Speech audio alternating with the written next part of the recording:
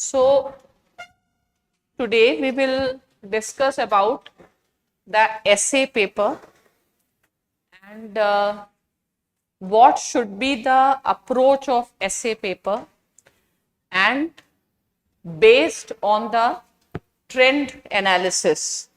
Fine. So that I have done a trend analysis to highlight exactly which type of topics are coming, what topics are to be prepared.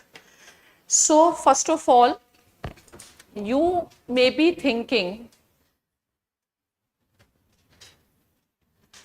I always believe that essay paper is one such paper which during our preparation we never give the enough importance which it actually deserves. So if you think strategically from mains point of view, fine, writing 2 essays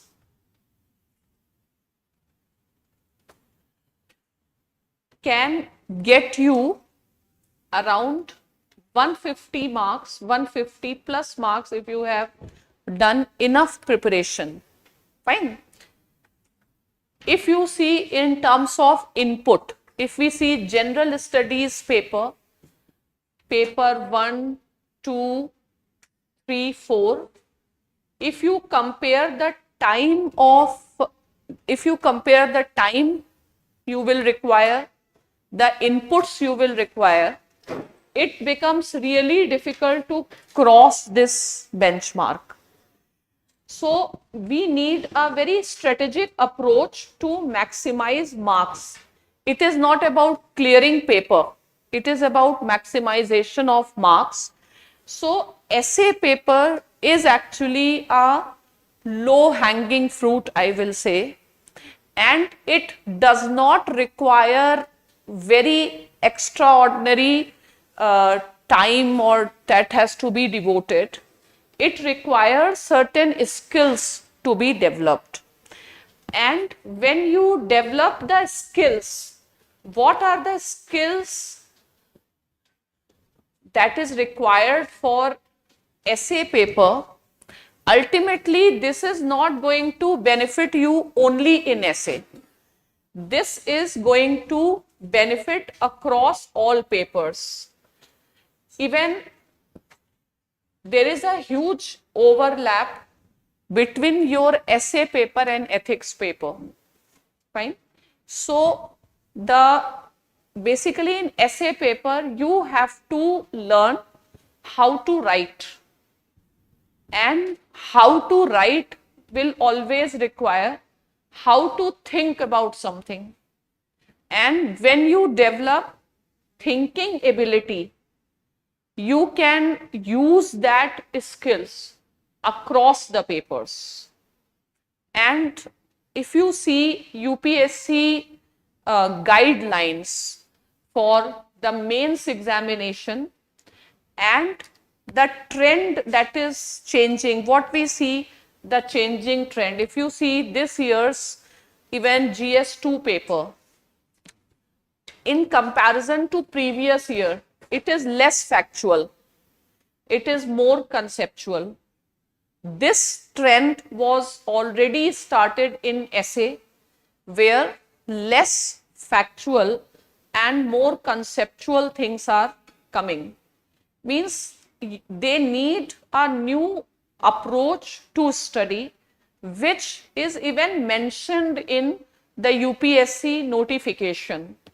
And the UPSC notification, if you see, it very clearly mentions, ये मैंने mains exam की requirement in general है कि mains exam assess the overall intellectual trait, और questions का जो pattern है that is exactly moving in that direction. And in this itself, they have mentioned that the depth of understanding rather than merely the range of information and memory that will work. This is a general approach for writing the essay paper, means not very specific with respect to information. Information itself is not sufficient. Memory itself is not sufficient. You require the depth of understanding. So, in fact, these are the best guidelines to prepare you or yourself for the essay paper, because essay paper is what you have to write. Essay means a particular issue you are writing in ethics or GS2 paper in 200 or 250 words, but same thing you are writing here in around 1200, 1000 to 1200 words. This means you have to go in depth. Your level of thinking has to be more in depth, it has to be more comprehensive, and it is not just a collection of facts. Now, have you ever thought, number of times in classes I come across this question that when I read Hindu, I feel the paper is biased, or this conclusion is not a right conclusion. Students are often not clear about what type of approach they should have when they are dealing with the controversial issues like UCC issue is there or other issues. In fact, if you will read UPSC guidelines and just go deeper into it, you yourself will get an understanding. So, first they say that assess the overall intellectual traits. But do you understand what are overall intellectual traits? Can you define what is overall intellectual trait? Or this is what the paper will be looking for. But how do we define this overall intellectual trait? What is that?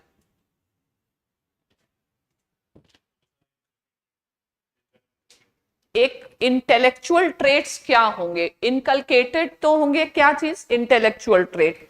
लेकिन आप किसको intellectual trait मानेंगे? What? Intellectual trait का मतलब हुआ कि आप चीजों को रैशनली देख रहे हैं, but which type of reason? Reason के भी बहुत सारे टाइप्स हैं. तो एक something can be very good in reasoning, perfect in reasoning, but what about its application? Fine. So which type of intellectual trait? Intellectual trait is also of different types. Fine. So, defining the intellectual trait, the first thing can be looking things with reason. Looking things with reason means what? That is fine, but what does that mean? You look at the things rationally.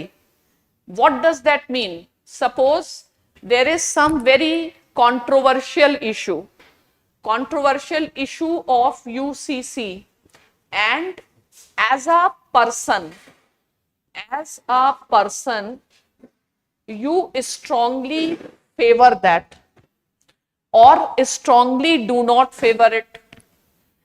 But when I strongly favor something, I have my logic.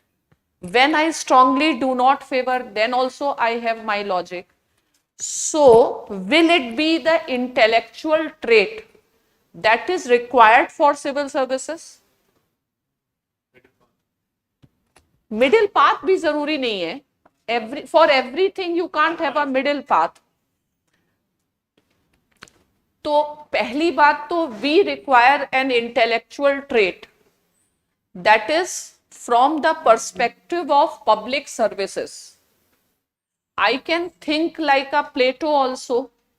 I can think also from a perspective of an administrator, and a perspective of an administrator will be according to the time and space.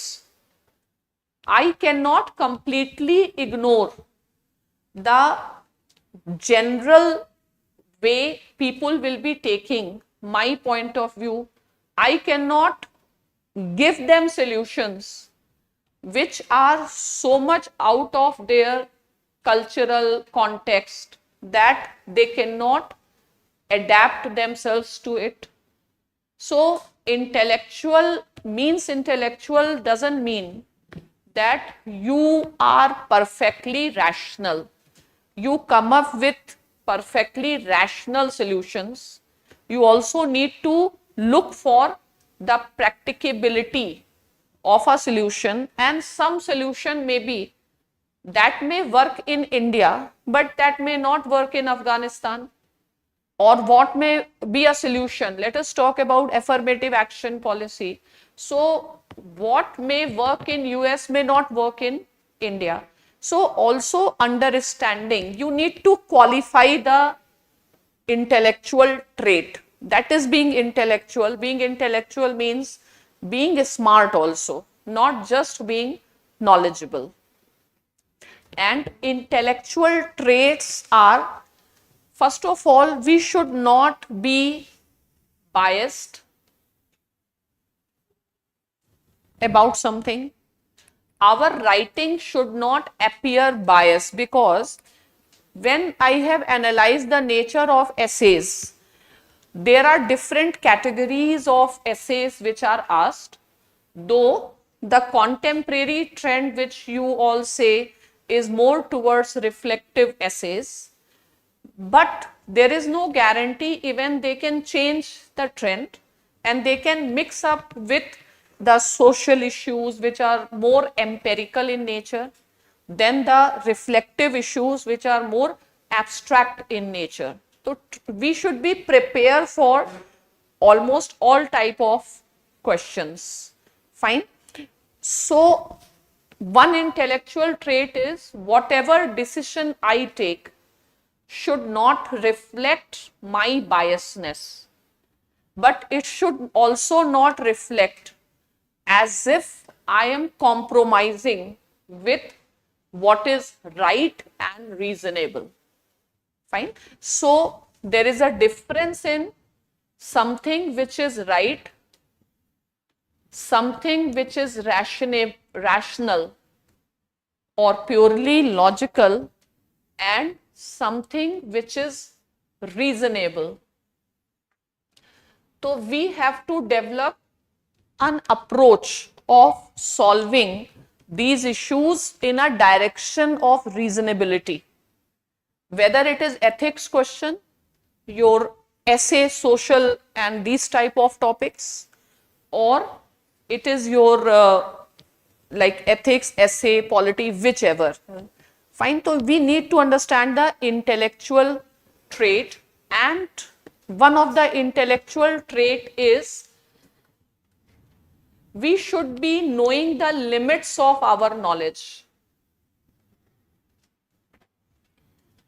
So whenever you write, like these are certain points of writing, and to express the limits of the knowledge, number of time certain connecting words are important. Fine. So gaining mastery over language is also important. I write something, but I should be writing in a way, in terms of the language of grammar, you normally call it as transitional words. Fine. So this is my point of view.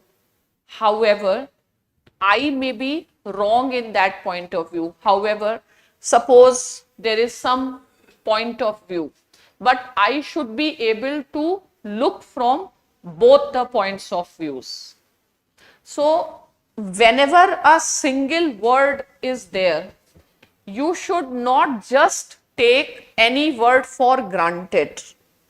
You should dig into the meaning of that word. And word is not just a meaning. Just a literal meaning cannot explain the word. Word also contains certain emotions.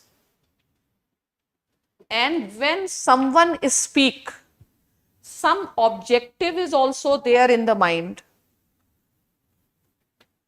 So my ability should be to deconstruct. Suppose some philosophical statement comes. I should be knowing the literal meaning of it, meaning as such.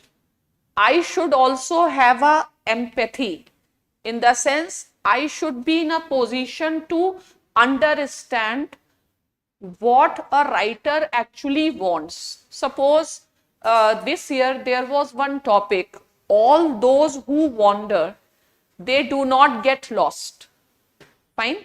So the literal meaning of it is they do not get lost means those who go for adventure, those who chart out the new ways of new routes. It is not, they may get lost, they may not get lost.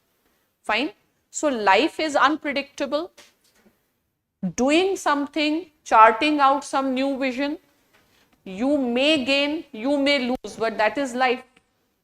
But it is not necessary that if you wander, you will lost. In fact, the most rational thinking starts with wondering. So what is wondering? When the philosophers, how philosophy has started? Philosophy is always looking the things differently from the ordinary people. How Socrates has started philosophy. There was a conventional view about justice.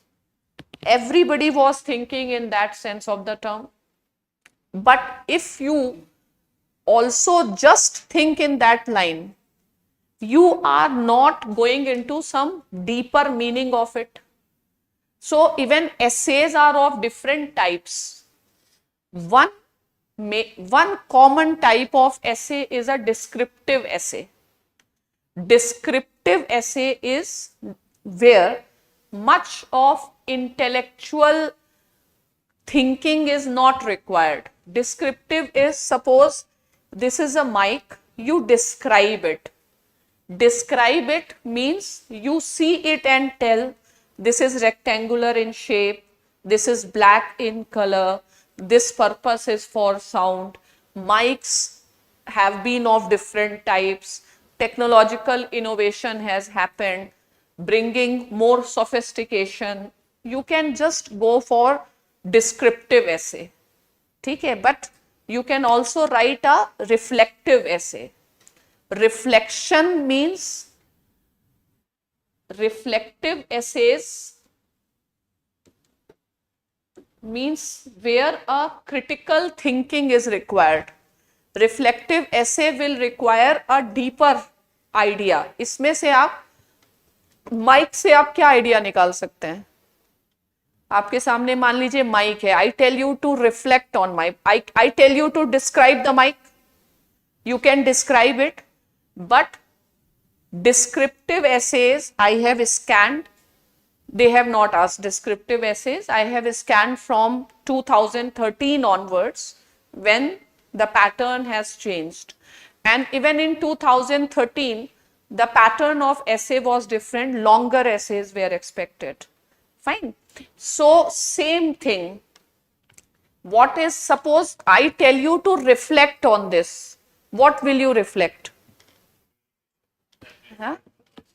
Amplification, what? It raises the voice. It can reach to the masses, mic. What else? Reflect on this object. Connection. Means doing reflection is going beyond description, okay, and understanding something more deeply, which this mic may not be telling you from the outside, you can say. Fine. So reflection ultimately, if I let us use resolutive compositive method, by this mic finally where I will reach, to which point? This mic will symbolize which, go deeper into it. You said voice, mass, with what is the point I want, which idea I need, like I will go further. Emancipation of people by telling them truth and make this to reach to the people. लेकिन किस idea को हम discuss करें इसमें, और idea निकालिए. Communication. ठीक है. The most important thing that is, this is something to do with communication, ways of communication, importance of communication, techniques of communication, dimensions of communication. ठीक है. तो अल्टीमेटली ये इंस्ट्रूमेंट क्या कह रहा है? I am speaking and you are able to hear that. तो what am I doing? Which basic activity am I doing? Communication. So find out the idea. What is the ultimate idea? Communication. Importance of communication means go into the deeper thinking.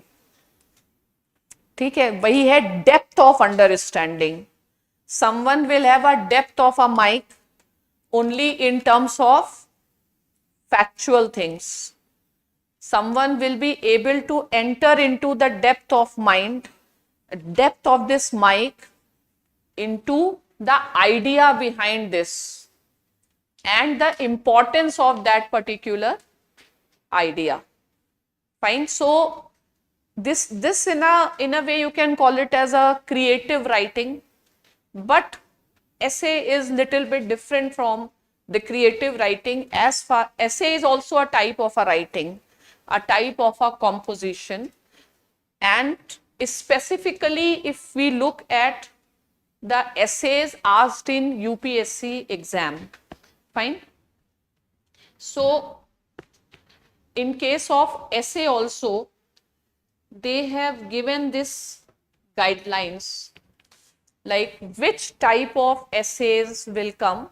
So essay, broader part of that subjective answers, and they have given very clear guidelines, and the guideline is candidates may be required to write essays on multiple topics. Fine. So essays can be on multiple topics, but multiple topics will not be those topics which you have not studied. Fine. In every age group or class, essays are asked, but essays will always be asked on the topics about which you are bound to have some information. Fine. So it can be entire your GS syllabus is good enough to know the topics. Even if the trend analysis which I have done, you can understand that we can narrow it down. There are few topics which we should be preparing thoroughly, because there is enough to figure out that those topics may be asked. They may be asked as a social problem. They may be asked as a reflective also. Fine. So few topics I have seen is women related issues. Women is one such topic. Now women as a topic we can expand further, because now instead of women we talk about gender justice. Fine.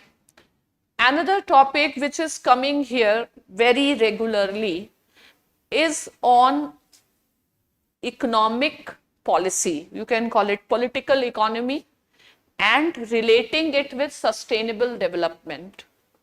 Because these two things cannot be separated. There is a direct relationship between economy and environment. So this is one broad area. Third broad area frequently asked is education.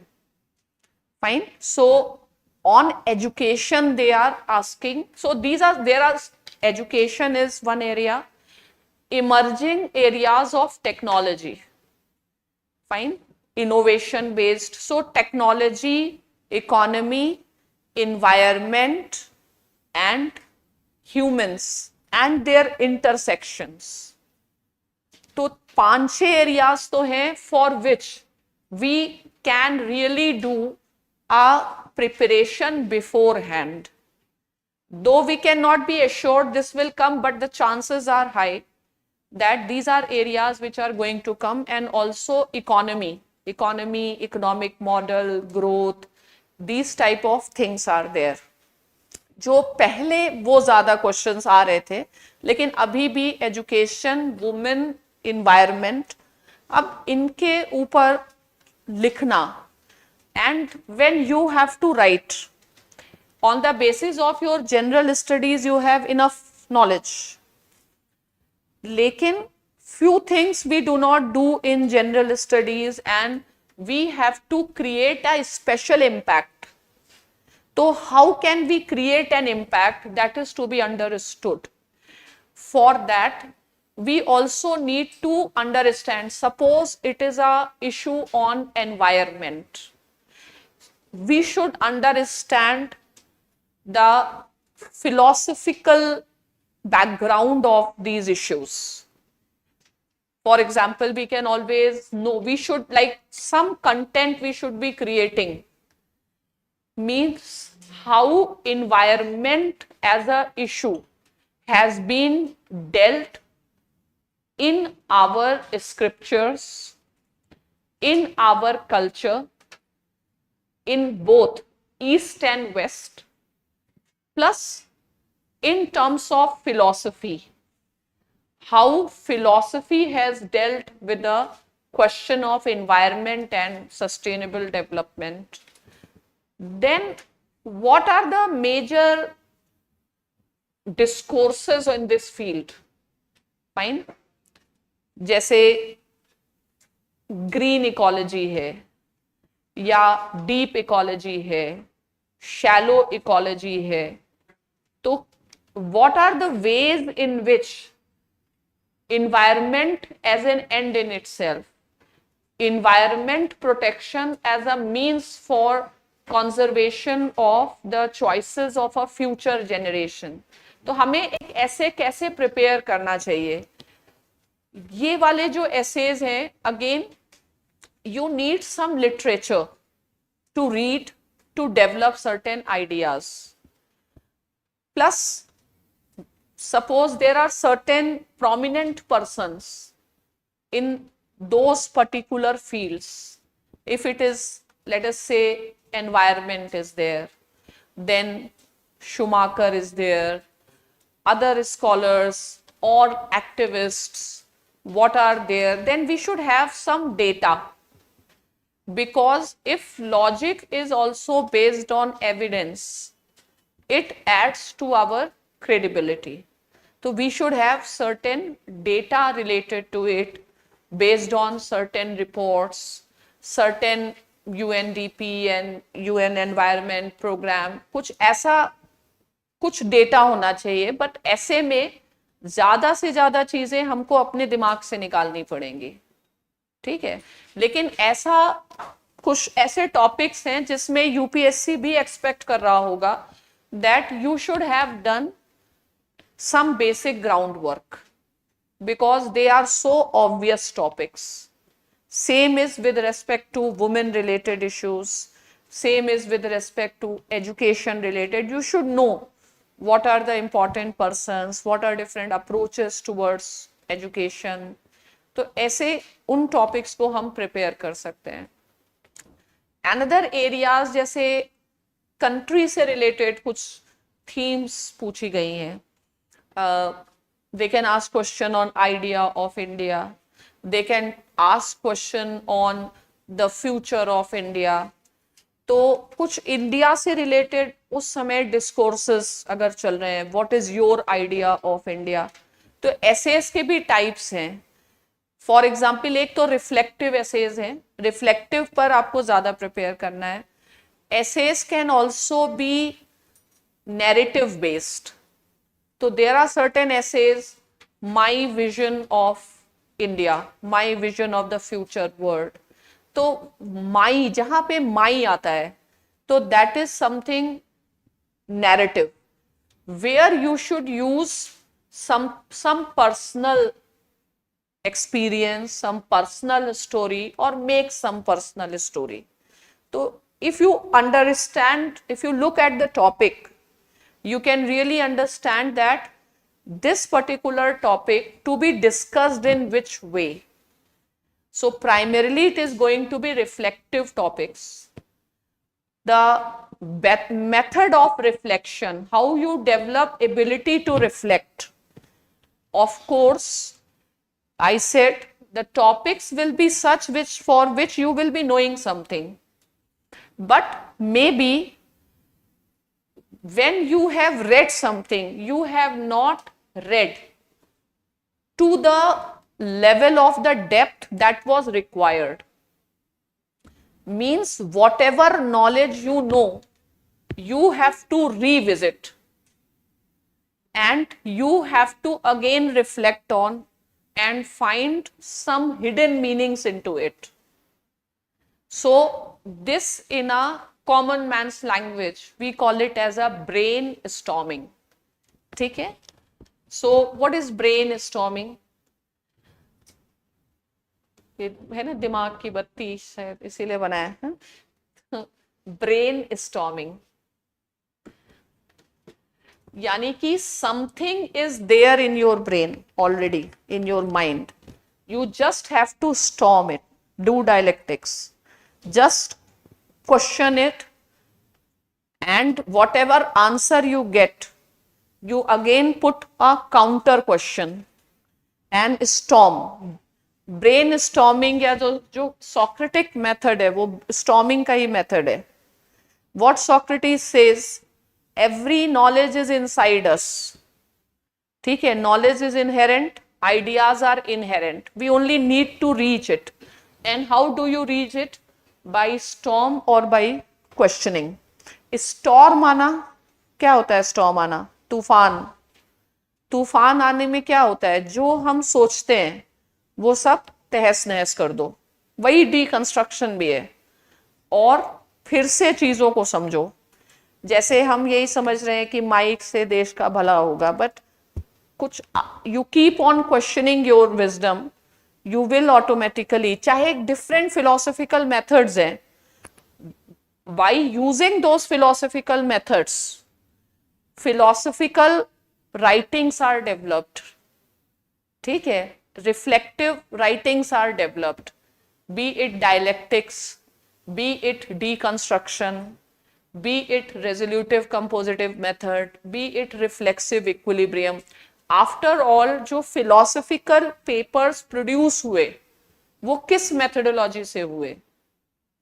वो methodology, अगर आप philosophy के student हैं तो आपको you will be knowing in technical words, but otherwise the most general thing is brainstorming, which means you know this, you only feel that you do not know. So you have to just bring your mind into action. Fine. And what is essay actually? What is essay? So one famous essayist, I have also given maybe the content, Ralph Waldo Emerson. Fine.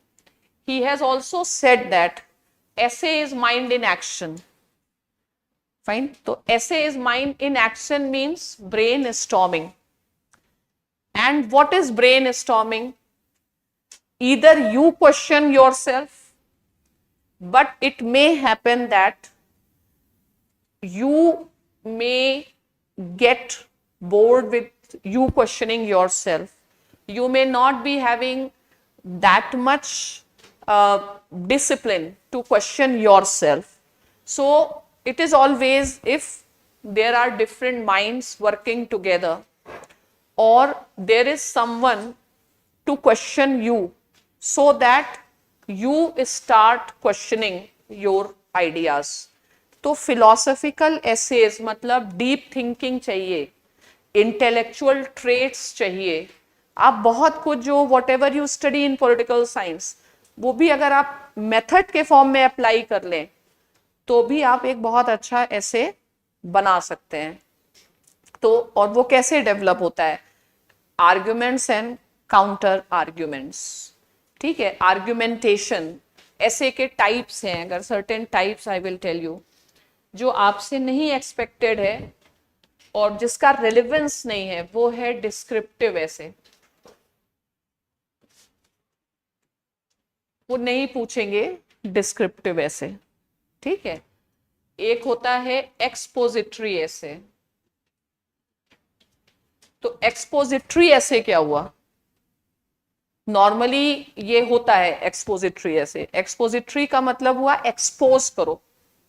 क्या चीज expose करते हैं? जो hidden है, जो नहीं दिख रहा है। सबसे बेसिक होता है डिस्क्रिप्टिव। ठीक है, डिस्क्रिप्टिव भी होगा तो यूपीएससी में शायद उसमें भी कुछ तो होगा। फॉर एग्जाम्पल अगर मान लो डिस्क्रिप्टिव हो जाए इन the sense they can ask that tourism is one such area, कैसे मान लो आ गया तो बहुत आप फैक्चुअली लिख सकते हैं। लेकिन एक्सपोजिटरी एसेज, एक्सपोज करना, एक्सपोज करने का मतलब है you have found the hidden meaning. जैसे all those who wander do not get lost, उसका क्या हिडन मीनिंग है? ये ऐसे आया, तुमने डाल दिया इसमें शुभांश, वो मैंने लिस्ट एक बनाई थी ऐसे की। ये टॉपिक है all those who wander do not get lost, क्या हिडन मीनिंग है? एडवेंचर और inquisitiveness.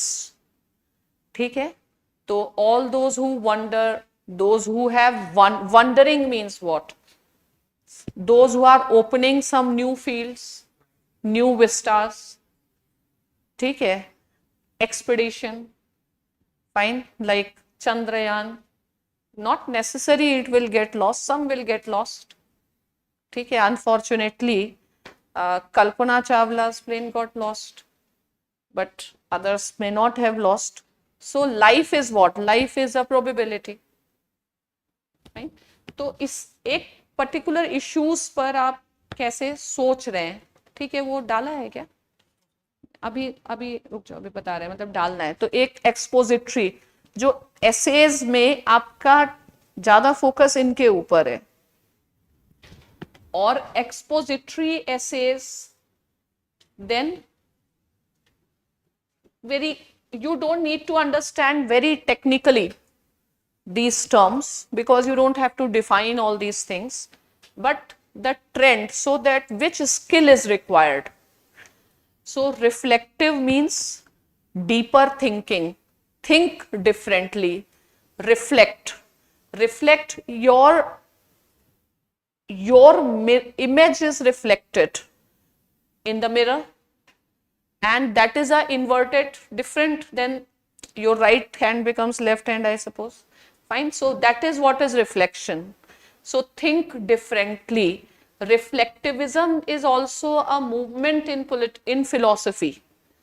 Right now more and more philosophical schools are reflectivist schools, means how people have thought and what is the new way I can think. तो ये reflective essays या argumentative essays भी आ सकते हैं। The real nature of philosophical essays are basically argumentative. तो हमको 2-3 skills develop करनी है. मीनिंग को फाउंड करना, हिडन मीनिंग, रिफ्लेक्शन, अगर ऐसे सोचा है तो उसका अपोजिट सोचना, और जो भी हम सोच रहे हैं उसमें आर्ग्यूमेंट्स और काउंटर आर्ग्यूमेंट्स को डेवलप करना. Normally what I have seen is कि लोग ऐसे बताते हैं कि हर चीज को मल्टी डायमेंशनल थिंकिंग से सीखो, करो, बट ऐसा कोई जरूरी नहीं है. आपसे अगर ऐसे सोचा जा रहा है मल्टी डायमेंशनल, जब आप केवल सोच रहे हैं कि ज्योग्राफी, तो आप तो उसी स्टेटमेंट के रेलेवेंस लिखते जा रहे हैं. दे आर नॉट आस्किंग ऐसे in the sense you write its relevance in geography, its relevance in society, its relevance in economy, its relevance in political life. They are not asking, they are asking you to understand the deeper meaning of this. Okay? And I think only with the, अभी जरा वो कहाँ है, वो वाला जो पहले ही चल रहा था, ये जरा साफ करना. तो ऐसे skill, how this skill will develop, this skill will develop, most important thing I said is brain storming.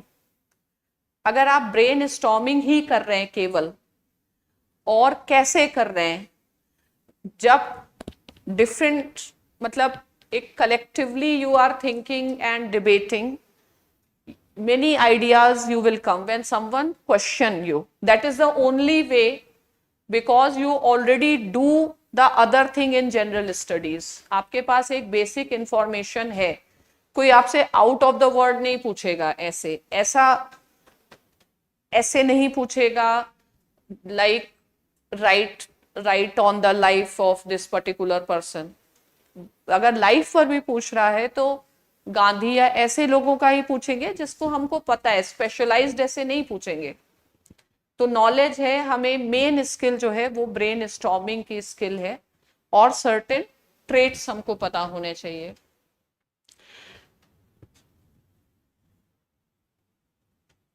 इधर से जरा आगे, हाँ यहां से आएगा ना.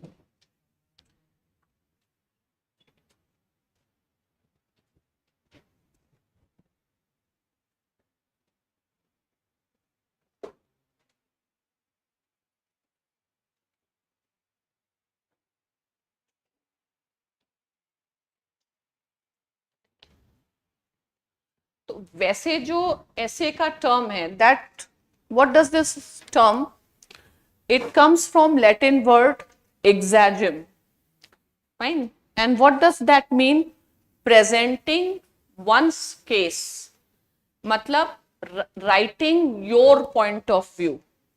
What is essay? Essay is your composition, what you compose.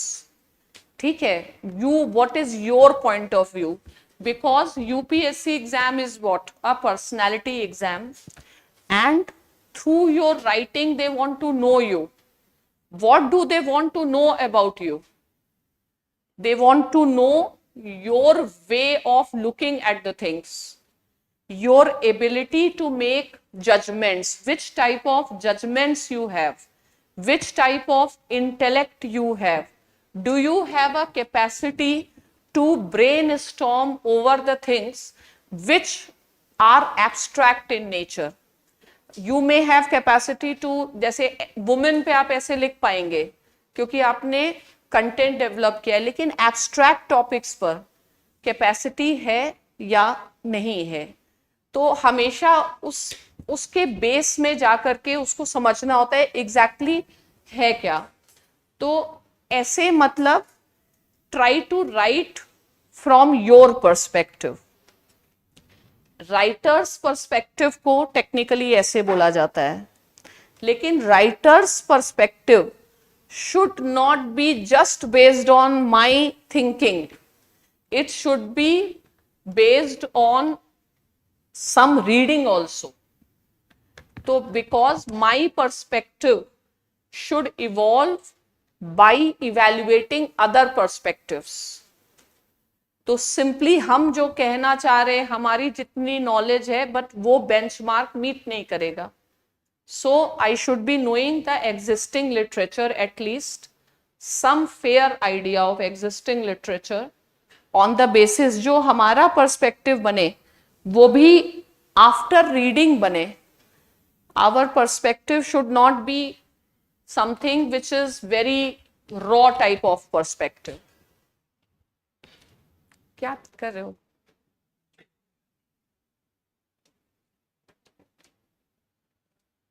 तो अभी तो चल रहा था सब, वो तो चल रहा है जो लिस्ट बनाई है, वो ज्यादा इंपॉर्टेंट. ठीक है, अभी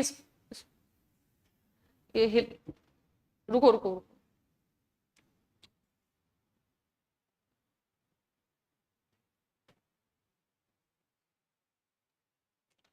तो this you have to remember कि essay is going to be something personal in the sense by which they are trying to understand your intellectual traits. Fine. And normally, like, essay kya hai? If I talk about a style of writing, I have also seen the general instructions. So students often they debate that language does not matter, grammar does not matter, but it does matter. ऐसे नहीं कि बस आपके ideas ही matter करेंगे, because ideas matter and presentation also matters. And when you do not follow, because every, be it essay is essay because there are certain parameters of an essay. Essay differs from an article, essay differs from a letter, essay differs from a storytelling. तो essay के अपने एक parameter हैं, that parameters you cannot avoid. Plus having a command over language in this, like at the age of yours when you have already done graduation, if you do these mistakes that create a very bad impression, people will just reject it because reading somebody's work is very boring until unless you are exceptional writer like Shashi Tharoor and others who can generate an interest. Fine. And then if presentation is not proper, very minute mistakes are there, it means you are not fit for the type of requirements. You may be a great philosopher, but they don't want it. What you are going to do later on, you will have to write speeches for the ministers, you have to do that particular work, so it has to be accordingly. It cannot be a completely intellectual type of a thing. आपको purpose समझ के उसको करना होगा. तो technically speaking, what is an essay in terms of style of writing? So essay comprise of different paragraphs. A writing which contains multiple paragraphs is an essay. Fine. So the style of writing in essay is paragraph. Even in political science, students ask, why can't we write in points? Because they are essay type answers, so you can't write in points. What is essay? Essay is a paragraph. What happens when you write in points? Writing points means dumping your information. Essay means you are doing something with, paragraph is you are doing something with that information and you are presenting it. ठीक है, तो presentation matter करता है. Technically आपको paragraph लिखने हैं. अब एक कॉमन सेंस है, 2 मेन पैराग्राफ्स हो गए आपके, introduction, main body and the conclusion. Okay, and you must have heard that introduction should contain a thesis statement. तो आपने ऐसे पढ़ा होगा पॉलिटिकल साइंस या किसी भी सब्जेक्ट में, थीसिस होता है, एंटीथीसिस होता है, सिंथेसिस होता है, या arguments, counter arguments and further arguments, your ability to make arguments. तो ऐसे में आर्ग्यूमेंट्स ही होते हैं, टू आर्ग्यू ही है, टू प्रेजेंट योर केस। उसका टेक्निकल से काफी चीजें समझ में आती हैं। तो have you heard about the thesis statement? Introduction में क्या लिखा जाता है? थीसिस स्टेटमेंट लिखा जाता है। What is that? एक आप थीसिस पे आते हैं, और अगर हम इसी को यूपीएससी के आप इंस्ट्रक्शंस को जाके देखेंगे, हाँ, candidate may be required to write essays on multiple topics. ठीक है, टॉपिक्स की तो चिंता नहीं करनी है, और रिफ्लेक्टिव टॉपिक्स पे आपको सिर्फ रिफ्लेक्शन सीखना है कि कैसे करना है। लेकिन उसी डॉक्यूमेंट में ये लिखा हुआ है, एक्सपेक्टेशंस क्या है while you write, keep close to the subject of an essay. जो एसे का सब्जेक्ट है आप उसी के क्लोज में रहें, इधर से उधर डाइवर्ट नहीं हो जाए। Arrange ideas in an orderly manner and write concisely. What is concise writing?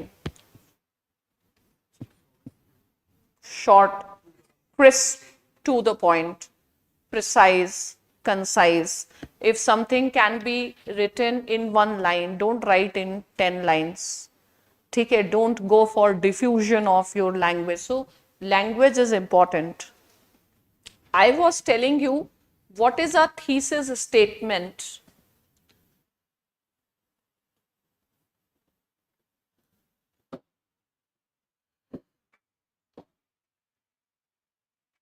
In fact, thesis statement is the statement that is going to keep you close to the subject of the essay. ये आपका guiding statement होता है जिसके around आपको essay develop करना होगा। ठीक है, जैसे all those who wonder do not get lost, the spirit of inquiry। ठीक है, so spirit of inquiry and its importance. तो thesis statement, whenever you write an introduction, you will go for small sentences, make it very simple, but towards the end you introduce your thesis statement, that spirit of inquiry is the main means, or it has been a means of human progress, let us say. Fine. So how will you attain this objective? Because at least if it is 10 to 1200 words, you write around 10 paragraphs, 10 to 12 paragraphs, one and last paragraph introduction and conclusion. The middle paragraph is itself are very challenging. Either it can become very monotonous, you will not yourself not feel what else to write, you may be thinking just a filler.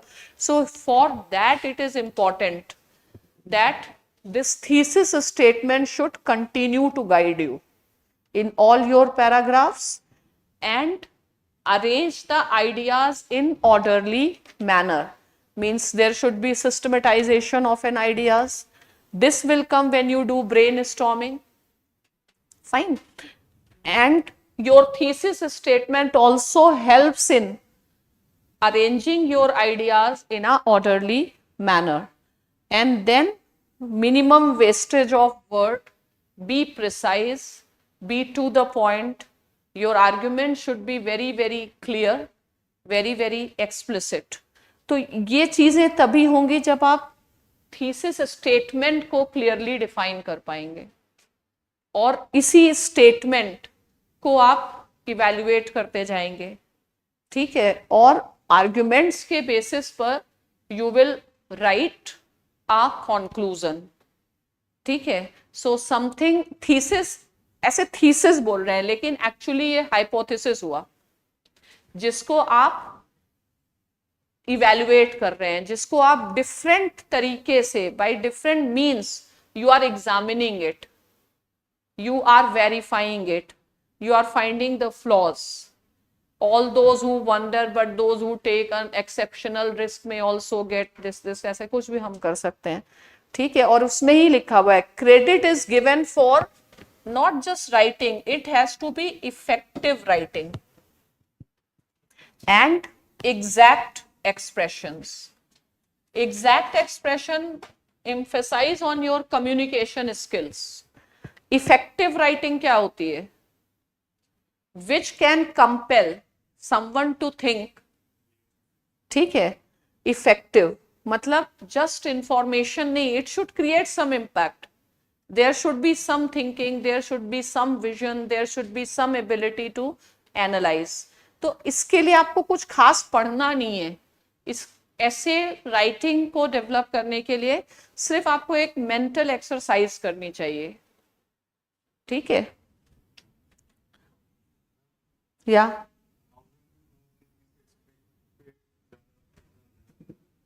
किस aspect पे, मतलब नहीं समझे? ऐसे में वो हमेशा dialectic से ही आता है समझ, कि क्या लिखना है क्या नहीं लिखना है। आप जब किस एस्पेक्ट की बात कर रहे हैं, are you asking about introduction, conclusion and main body, या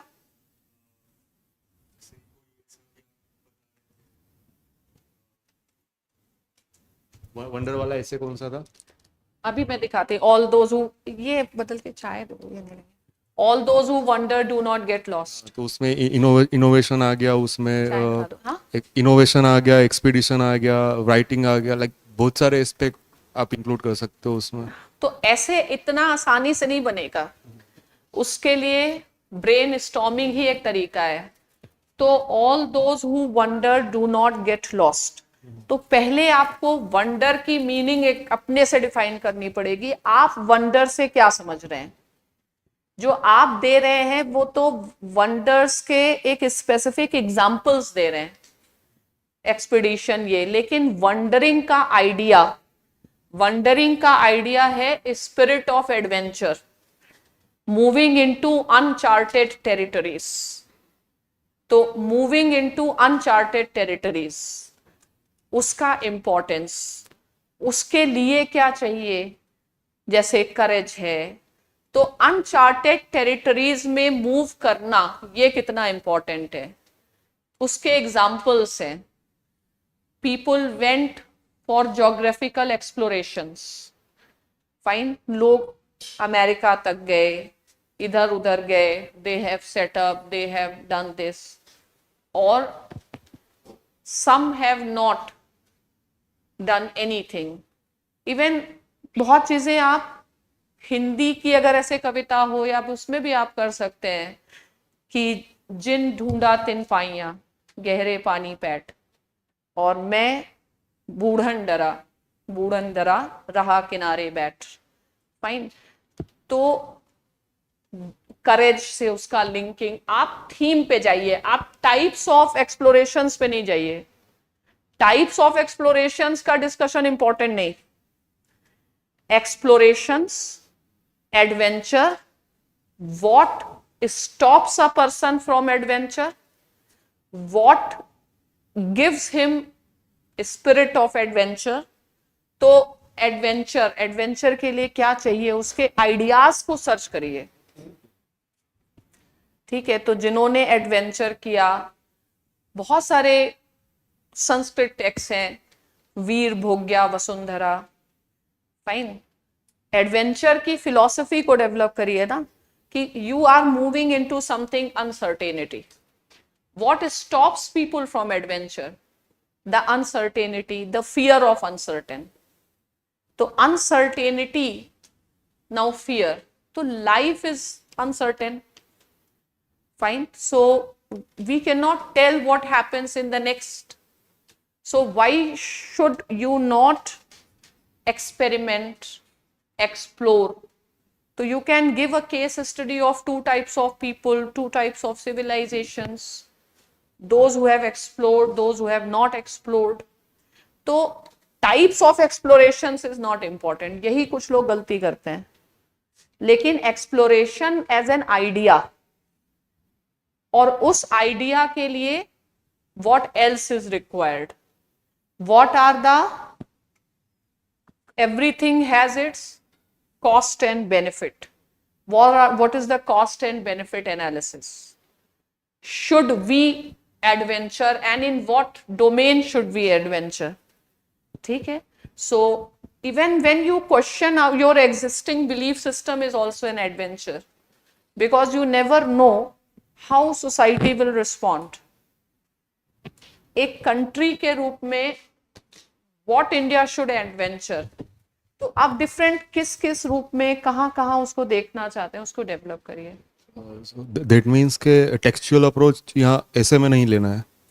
एक्चुअल अप्रोच क्या होती है? टेक्सचुअल. टेक्सचुअल मतलब नहीं समझे. नहीं, आप क्या कहना चाह रहे हैं? जिस तरीके से वो लिखा गया है उस तरीके से उसको लेना नहीं है, समझना नहीं है. हाँ, क्योंकि ये रिफ्लेक्टिव एसेज हैं.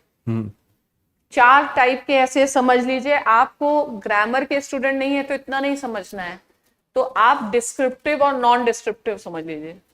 तो नॉन डिस्क्रिप्टिव एसेज में एक्सपोजिटरी होंगे, एक्सपोज करिए मीनिंग. रिफ्लेक्टिव है, उसके ऊपर सोचिए. आर्ग्यूमेंटेटिव है, उसके ऊपर आप आर्ग्यूमेंट करें. एक और टाइप होता है नैरेशन, वो भी ज्यादा नहीं आएगा. वी कैन लाइक और आप क्या लिखेंगे, मतलब आप अपना थिंकिंग, ऐसे means you should show your thinking. अच्छा, दिमाग जैसे ले जा रहा है उस तरीके से जैसे थोड़ी कहीं भी थोड़ी ले जाएगा दिमाग. दिमाग को भी तो आपको डायरेक्ट करना होगा कि सही डायरेक्शन में ले जाए. डायरेक्शन तो वही मिलेगा ना ऐसे में. आपको खुद को लीड करना पड़ेगा. You can't be led by your mind, you have to lead your mind. You have to feed your mind that I have to think in that direction. Mind को feed करिए, mind से feed नहीं हुई है. तो conclusion पहले से ready करके रखना. पहले से कुछ नहीं करना है, बॉडी के बाद आपको सिर्फ स्किल्स रेडी करनी है. क्योंकि आपको क्या पता कौन सा टॉपिक आ रहा है. आपको स्किल रेडी करनी है, how to think about something. What is the right way of thinking, what is expectations. Thinking भी क्या है. अब तो they are asking essay on thinking. They are, पहले जो फिलोसफिकल एसेज स्टार्ट हुए तो वो पहले कोई उसमें मॉरल स्टोरी वाले थे, मॉरल एजुकेशन था, don't fear and this type. उसके बाद they are again upgrading the level. तो अभी दे आर डिस्कसिंग ऑन, जैसे एपिस्टेमोलॉजिकल इश्यूज पर ऐसे आ रहे हैं, अब ऑन्टोलॉजिकल इश्यूज पे आ रहे हैं. मतलब फिलॉसफी ऑफ म्यूजिक पर ऐसे आ रहा है, फिलॉसफी ऑफ एजुकेशन पे आ रहा है. तो उसको और डीपर में जाते जा रहे हैं. यानी कि you require a deeper thinking. तो आप सिर्फ स्किल डेवलप करें. ऐसे के लिए नॉलेज कुछ टॉपिक्स के हम लोग कलेक्ट कर सकते हैं. वुमेन है, एनवायरनमेंट है, इकोनॉमी है, इनके कर लेंगे. लेकिन बाद में जो रिफ्लेक्टिव एसेज हैं उसके स्किल्स डेवलप करेंगे. तो what is my plan. Let us से वुमेन इश्यूज हैं, तो वुमेन इशू में जो एसेज ऑलरेडी आए हैं उस पर let us do the brain storming और उससे निकालते हैं. और फिर वुमेन इश्यूज पर ही कुछ और experimental topics we can do, so that you should feel कि कोई टॉपिक आया, you should be able to start writing. तो मेनली स्किल डेवलपमेंट ही है इसका फोकस. ठीक है. या in case of thesis statement, suppose for example we have to create thesis statement for this statement, not all who got and lost, what will it be? the thesis statement is वही, the importance of the spirit of inquiry. ठीक है. and human progress has been the result of the spirit of inquiry.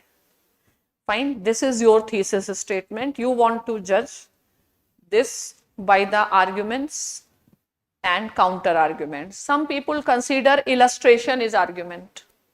Illustration is not argument.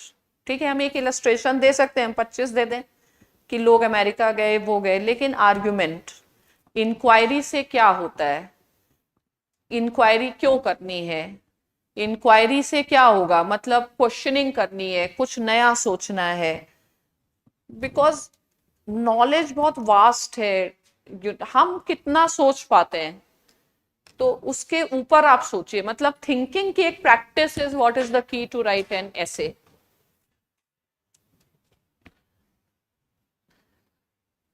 जब हम कह रहे हैं ना single thread, तो आपके एसे के जो आर्ग्यूमेंट्स हैं वो इसके अराउंड रिवॉल्व हो, चाहे वो काउंटर आर्ग्यूमेंट्स हैं या आर्ग्यूमेंट्स हैं, उसको रिवॉल्व करते रहना है एज पर देयर डायरेक्शन भी.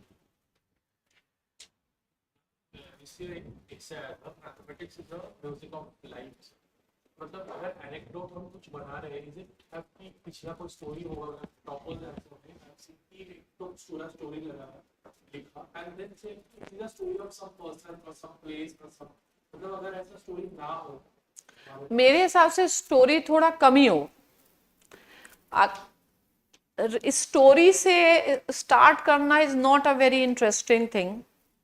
और अगर वो मेजॉरिटी, क्योंकि उनको पता नहीं है, कभी प्रैक्टिस नहीं की, फिर वो कवर अप करते हैं. स्टोरी अगर आप लिखें तो वो इन्फॉर्म्ड हो इन द सेंस, कोई नॉन हिस्टोरिकल प्लेयर की कोई स्टोरी लिखें, ऐसे स्टोरी, मतलब story in your essay works only in narrative essays. ठीक है, अब नैरेटिव एसेज भी स्कूल लेवल पे पूछे जाते हैं, in the sense give your experience of you visited your grandmother's house, तो वो स्टोरी वाले हैं. लेकिन इनमें स्टोरी में ज्यादा मजा नहीं है.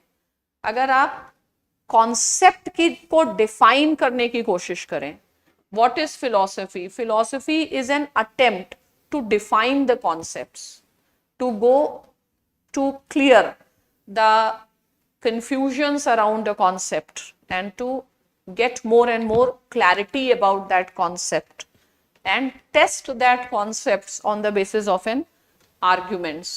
तो मेरे हिसाब से स्टोरीज पर ज्यादा ना वर्क करें. स्टोरी अगर हो तो वो कुछ इंटेलेक्चुअल हो, या तो आपका कोई लिटरेचर बैकग्राउंड हो, आप कुछ शेक्सपियर या इसके कोई स्टोरीज जानते हो, ठीक है, वरना वो बड़ा डाइल्यूट हो जाता है. हम जा रहे थे, कोई मिला, फिर उसकी मदद करी, that doesn't add any value है. नहीं, आप स्टोरीज करें तो आप ऑथेंटिक स्टोरीज, फिर वो पर्सन नोन होना चाहिए. स्टोरी आप कर सकते हैं किसी कहीं के रियल पर्सन, जिसको फिर ऐसे लोगों के बारे में आप पढ़ लीजिए जिनको कुछ प्राइजेस आइजेस मिलते हैं, उनकी स्टोरीज अगर आपको पता हो, कैलाश सत्यार्थी या इस टाइप की, उससे कोई मतलब है? हाँ, तो आपको वो स्टोरीज अगर हो जो ऑथेंटिक स्टोरीज हैं, तो ही कुछ इम्पैक्ट पड़ता है. मतलब हमें what ever I right on the basis of knowledge होना चाहिए. I should not right to just because I have to write something. तो वो स्टोरी है कि नहीं, जब तक आ रहा है तो हम कहानी लिख रहे हैं, मतलब कहानी नहीं लिखनी ना, ऐसे लिखना है.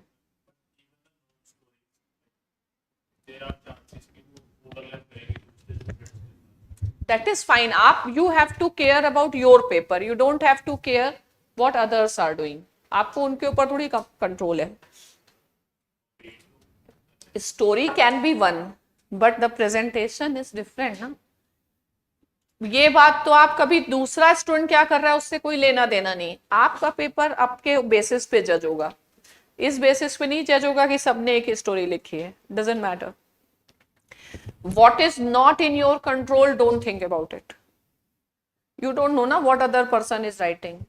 लेकिन अगर आप स्टोरी के बेसिस पर लगता है you are comfortable, then select some prominent stories जो कोई बिजनेस में सक्सेसफुल हुआ हो, कोई सोशल मूवमेंट में सक्सेसफुल हुआ हो। जैसे था गांधी पे एथिक्स में हालांकि आया था, be the change you want to see in yourself, तो ये तो खुद गांधी की स्टोरी ही है ये best. There is no better way to explain Gandhi's statement than his own story. But don't write Ram Sita और रामू शामू वाली, that doesn't give intellectual this thing. Topic पे स्टोरी नहीं है। स्टोरी तो आप स्टोरी लिखना मतलब थोड़ा सा और चाइल्डिश ढंग से लिखना है, यानी कि आप फिलोसफिकली उस कॉन्सेप्ट को डील नहीं कर पा रहे हैं, तो उसके लिए फिर आप स्टोरी लिख रहे हैं। तो स्टोरी लिखना, या जैसे मैंने बोल दिया संस्कृत का कोई श्लोक, स्टोरी लिखने का मतलब होना चाहिए कि उस पैराग्राफ में फिर आप पूरा थीम समराइज कर दें।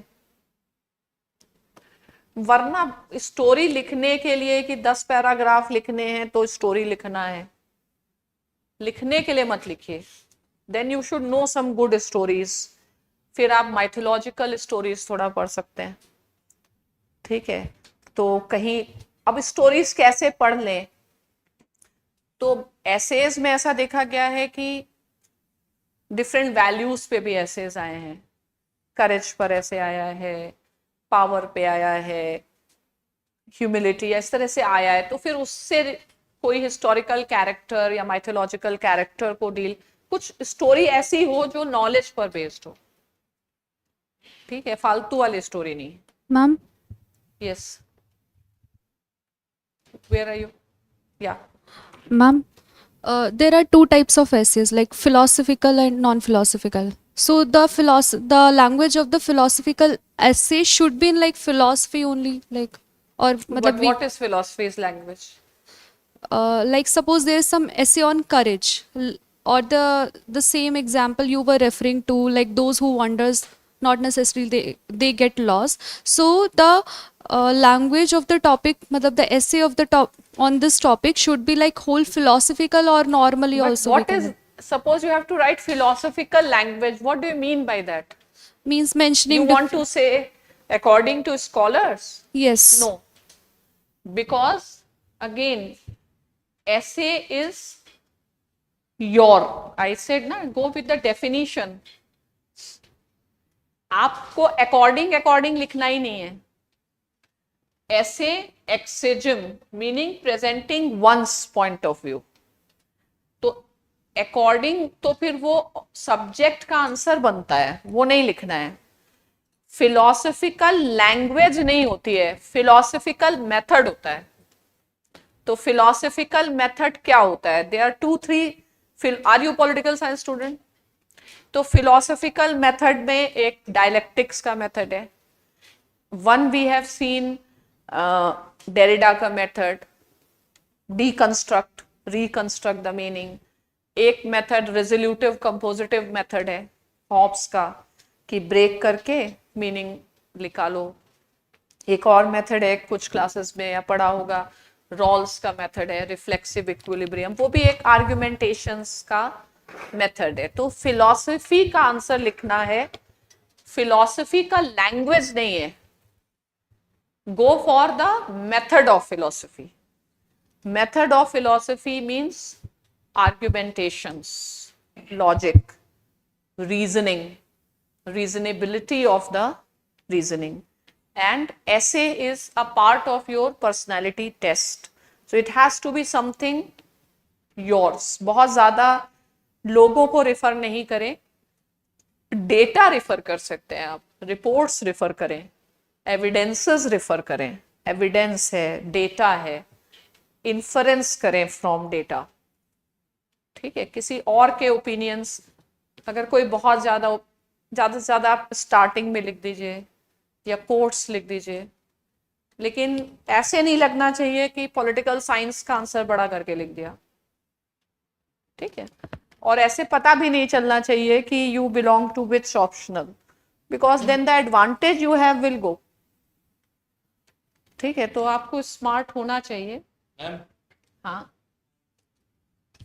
मैम, यस, रामायण और महाभारत के अगर कैरेक्टर अपन एसेज में ऐड करते तो कितना जस्टिसेबल और रैशनल रहेगा मैम? है जस्टिसेबल अगर कॉन्टेक्स्ट में आपने ऐड किया है। इसीलिए कह रहे हैं या तो माइथोलॉजी में जाओ या रियल पर्सन्स की स्टोरी में जाओ, ठीक है। मोनू सोनू वाला मत करना, आइसक्रीम खिलाई दिलाई ये सब वाला इरिटेटिंग लगता है, ठीक है। आप माइथोलॉजी एक नॉलेज है, कल्चर का पार्ट है, कल्चर से आप लिख रहे हैं, कल्चर की स्टोरी लिख रहे हैं, वो सही है, लेकिन फालतू स्टोरी नहीं। सो एमर्सन्स लाइक, तो everyone as a human we think, but we do not think about thinking, how to think, what to think। तो ये सारी चीजें एसेज में टेस्ट होती हैं। और एसे का कंटेंट कहां से आता है? Content of essay is thinking, there is no other content, ठीक है। एसेज, और खासकर जब आपके लेवल में दे आर आस्किंग रिफ्लेक्टिव ऐसे, तो रिफ्लेक्टिव ऐसे का एमर्सन के हिसाब से एक ही कंटेंट है, थिंकिंग, मोर थिंकिंग, क्वेश्चनिंग, रिफ्लेक्शन। इसीलिए ऐसे में चाहिए ब्रेन स्टॉर्मिंग।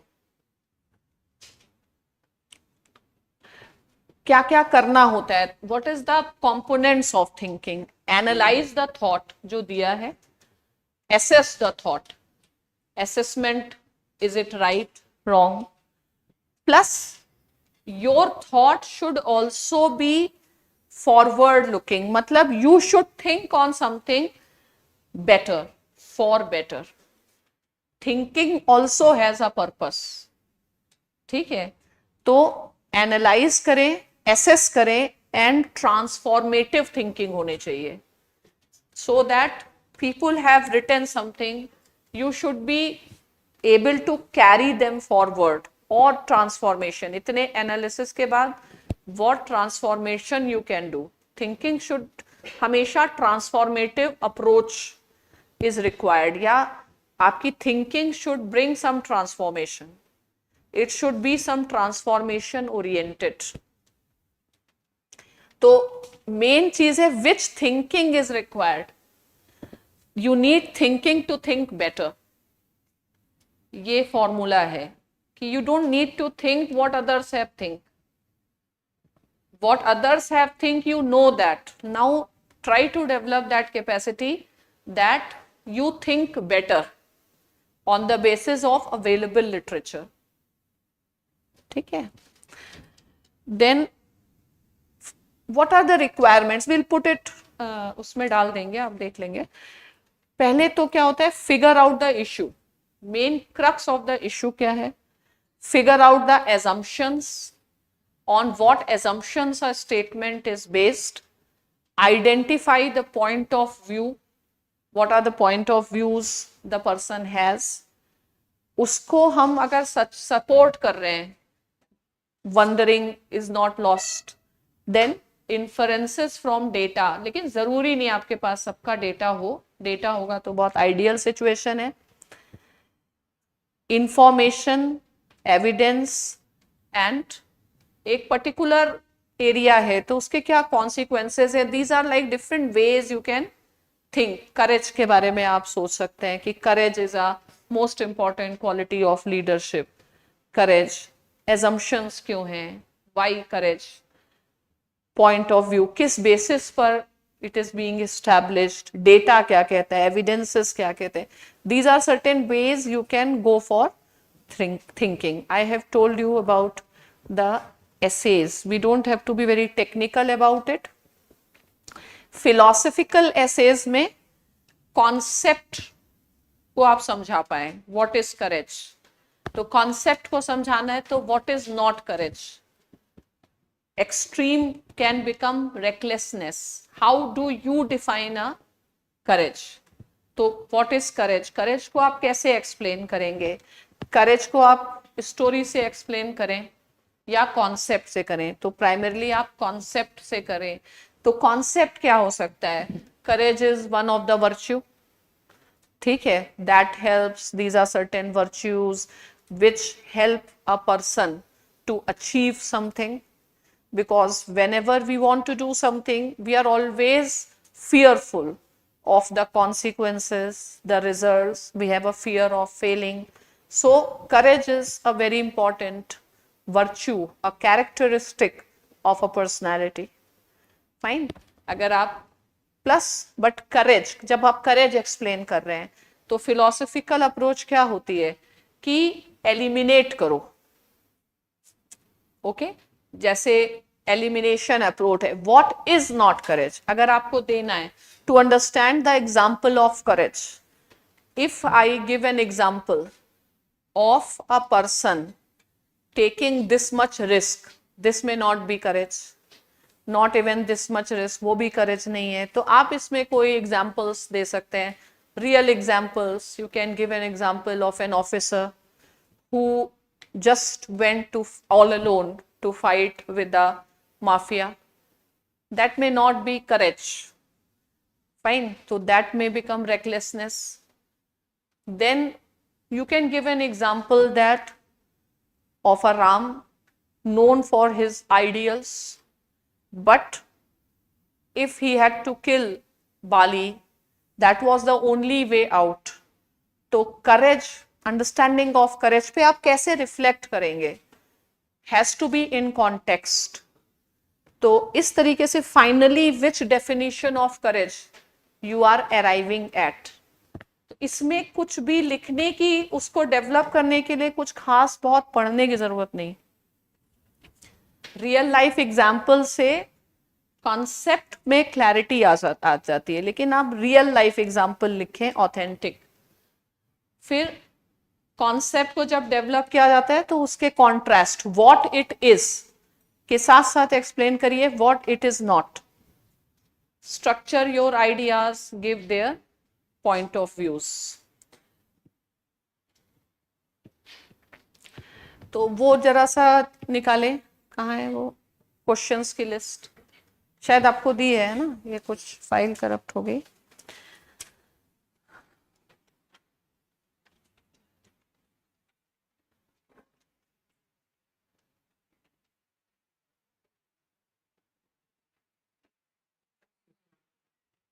Yeah.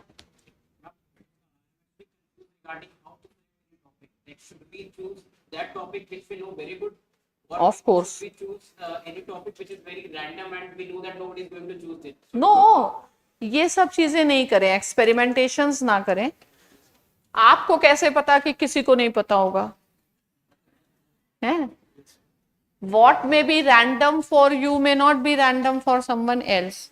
तो टॉपिक जिस पे आप लिख पाए, अगर examiner has given 4 topics, every topic is equally important, all topics have same marks. तो don't go by all these logics कि हम कुछ यूनिक करें. यूनिक नहीं करना है, ठीक है? उसमें इतना एडवेंचर नहीं करना है हम यूनिक. कोई डिफिकल्टी, ये डिफिकल्ट है, इसका आप डिसीजन कैसे लेंगे? कोई भी चीज किसी के लिए डिफिकल्ट है, किसी के लिए सिंपल है. ये तो बहुत सब्जेक्टिव है. आपको लग रहा है रैंडम है, लेकिन किसी ने अगर पढ़ा होगा उसको रैंडम नहीं लगेगा. तो आपके पास जो कंफर्टेबल हो उसी से आपको जाना है.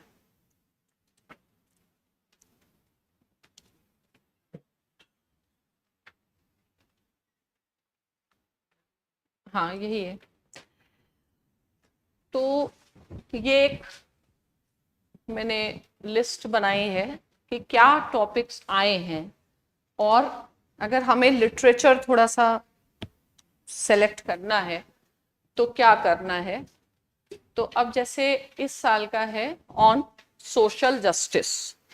A society that has more justice is a society that needs less charity.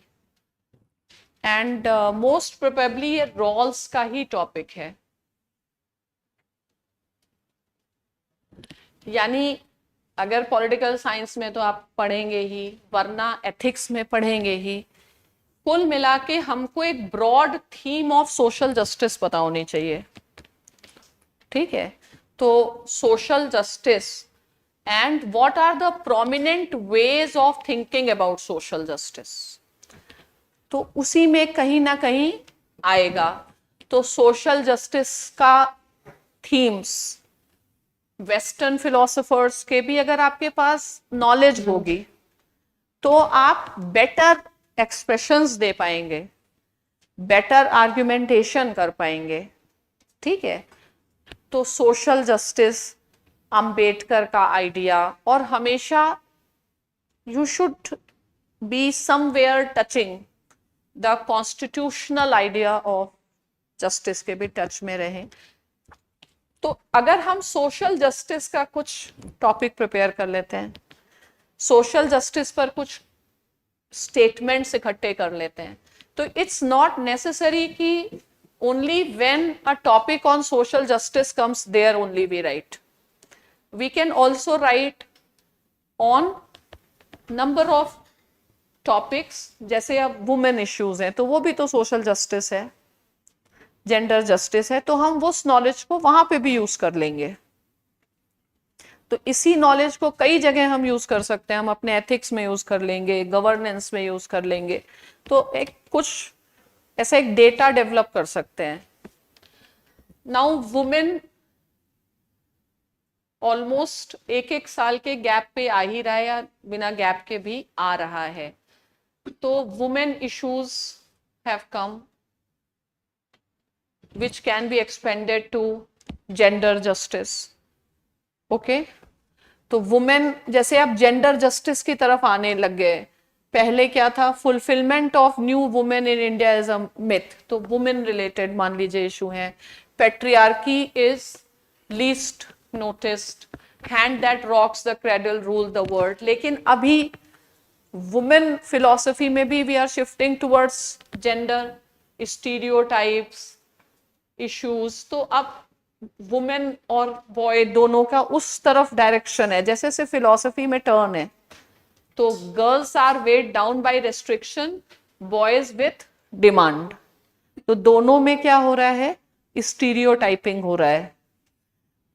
यानी कि हम जेंडर रिलेटेड जो इश्यूज हैं, it can B LGBT rights, it can be women rights, it can B stereotype. तो उसके एक ब्रॉड आइडियाज हमें होने चाहिए. और अब इन्हीं टॉपिक्स को अगर हम डीकंस्ट्रक्ट करके देखें, तो what all ideas do we have, how are we going to develop those ideas. Education के आने की फ्रीक्वेंसी और भी ज्यादा रही है. तो एक सेकेंड, जैसे एजुकेशन है, तो अब ऐसे के टॉपिक बहुत डिस्टिंक्टिवली नहीं कर सकते. कुछ तो बिल्कुल एजुकेशन पे ही रहते हैं, कुछ क्रिटिकल थिंकिंग पे रहेंगे, कुछ नॉलेज पे रहेंगे. तो इस एरिया का एक अच्छा सा कंटेंट होना चाहिए. Yes Ma'am, can we write about taboo issues? Which issues? Taboo, which are considered Taboos. taboo. Yes. नहीं, I am not discussing answer, I am discussing broad themes जो ऐसे में आ रहे हैं. दो पार्ट है, कुछ प्रिडिक्टेबल है, कुछ अनप्रिडिक्टेबल है. प्रिडिक्टेबल तो कम से कम वी कैन प्रिपेयर, और यही प्रिडिक्टेबल हम यूज कर लेंगे जीएस पेपर 1 में भी, पेपर 2 में भी यूज हो जाएगा, 3 में भी यूज हो जाएगा. तो इसको हमको पढ़ना चाहिए. तो ये क्या चीज है, इसके पीछे की फिलॉसफी सर्च करनी है. और दूसरा फिर नॉलेज एजुकेशन को लेकर लोगों ने क्या कहा है डाइवर्स फील्ड में. Inspiration for creativity springs from effort to look for magical in mundane things. Education, what remains after one has forgotten what has learned. What a research but a blind date with knowledge. Destiny of a nation is shaped in its classroom. Education without values is like, seems rather to make a man more clever devil. तो वही है, जैसे education without morality, one of the sins भी type से हम develop कर सकते हैं.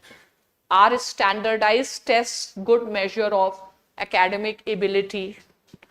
फिर हम कुछ इसमें डाल सकते हैं innovation in education, digital learning, या कुछ ऐसे हम कंटेंट कलेक्ट कर सकते हैं.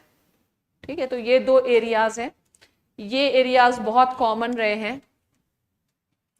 इकोनॉमिक इश्यूज, तो अभी जैसे सर्वे में भी जो आइडियाज आते हैं, survey should be studied not just to collect certain data and policies. Even every survey contains certain philosophical and conceptual issues. Economy में कुछ debates रहती हैं, सस्टेनेबल डेवलपमेंट, इंक्लूसिव ग्रोथ, तो इस पर कुछ अच्छे राइटअप्स पढ़ लो, उससे आपको आइडियाज आ जाएंगे how to write it. Forest are best case studies for economic excellence. There can be no social justice without economic prosperity. If development is not engendered, it is endangered. ठीक है, तो development is not engendered का मतलब क्या हुआ कि women को अगर हम सेंटर में नहीं लाएंगे, तो environment से रिलेटेड क्या फिलोसफीज हैं. इकोनॉमी और ये दोनों इंटरलिंक्ड है.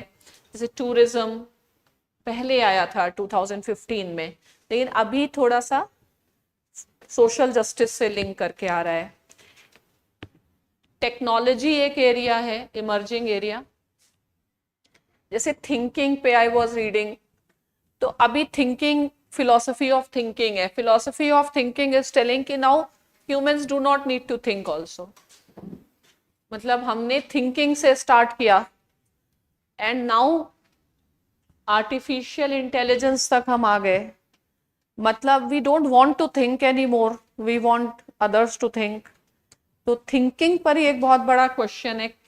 तो इस टाइप पे क्या राइटअप्स हैं फिलोसफिकल, थोड़े जर्नल्स में क्या आइडियाज लोग लिख रहे हैं, जिससे कि आई should be writing but it should be somewhat informed. तो ये सारे कुछ एरियाज हैं जिनको इमर्जिंग टेक्नोलॉजी के जो एरियाज हैं उनको इकोनॉमी से लिंक करके, जैसे ऐसे कुछ था India becoming super power through this that, तो अभी डिफेंस टेक्नोलॉजी या उस तरीके से भी क्वेश्चंस आ सकते हैं और ये शायद आप लोग आसानी से लिख सकते हैं. अब ये सब रिफ्लेक्टिव है.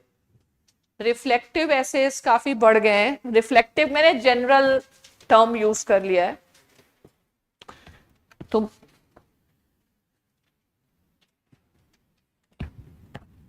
जैसे अब ये हो गया, mindful manifestos is the catalyst to be a tranquil self.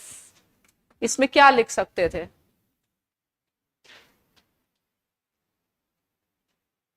What is mindful manifesto?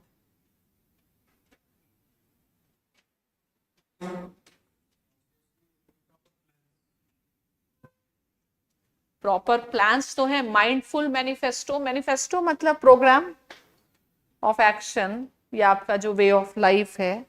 If you live life within a mindfulness rather than mindless, then this is going to give you a peaceful, tranquil self. तो self है, you always want to be a peaceful self. You live in peace, you want to live in peace, you want to live in harmony. ठीक है, तो उसके लिए क्या है? Mindful manifesto. मतलब whatever we do it should be mindful. Be it how we deal with environment, how we deal with other. तो ये जो है ना, mindful manifesto is the catalyst to a tranquil self. इसको हम हाँ, या हम इसको उससे भी स्टार्ट कर सकते हैं, गांधी के कॉन्सेप्ट ऑफ स्वराज. सेल्फ का कॉन्सेप्ट तो कॉन्सेप्ट ऑफ स्वराज ही है. And Gandhi's Swaraj was a multi-dimensional idea. Swaraj in economic sphere, Swaraj in social sphere, कैसे भी, लेकिन mindful life से related है, mindfulness से related है. 21 का है शायद, ये जो environmental movement या सब कुछ start हुआ होगा उससे है. हाँ हाँ, मतलब इस तरीके के अब ज्यादा आ रहे. Thinking is like a game, it does not begin unless there is an opposite team. तो थिंकिंग पर ही क्या thinking? Thinking is not just thinking, thinking is thinking for better. तो थिंकिंग के कंपोनेंट, थिंकिंग के कॉन्सेप्ट पर आप सोचिए. History is a series of victory. Over तो हिस्ट्री के थीम पर भी बेस्ड बहुत सारे क्वेश्चन हैं. History repeats, real is rational, history is a series, life is a journey. ठीक है, विजडम फाइंड्स ट्रूथ. तो ऐसे ये रिफ्लेक्टिव एसेज, इनकी अपने को ज्यादा प्रैक्टिस करनी, क्योंकि इस पे थोड़ा सा हैबिट नहीं है, बिकॉज मेजॉरिटी का बैकग्राउंड नहीं है on philosophical, mostly background science का रहता है. तो इसका अप्रोच समझना है. Customary morality can not be a guide to a modern life. अब जैसे ये है तो ये आर्ग्यूमेंटेटिव टाइप का ऐसे है, तो इसका आपका थीसिस स्टेटमेंट कुछ भी हो सकता है. Customary morality can not be a guide to modern life. Fine, तो इसका क्या थीसिस स्टेटमेंट आप बना सकते हैं?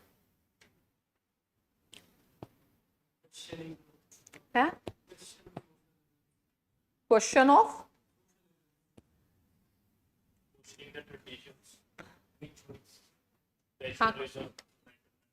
Custom can not be a guide. तो अब इसके फॉर्म लिख सकते हैं. Why it can not be a guide, why it can be a guide.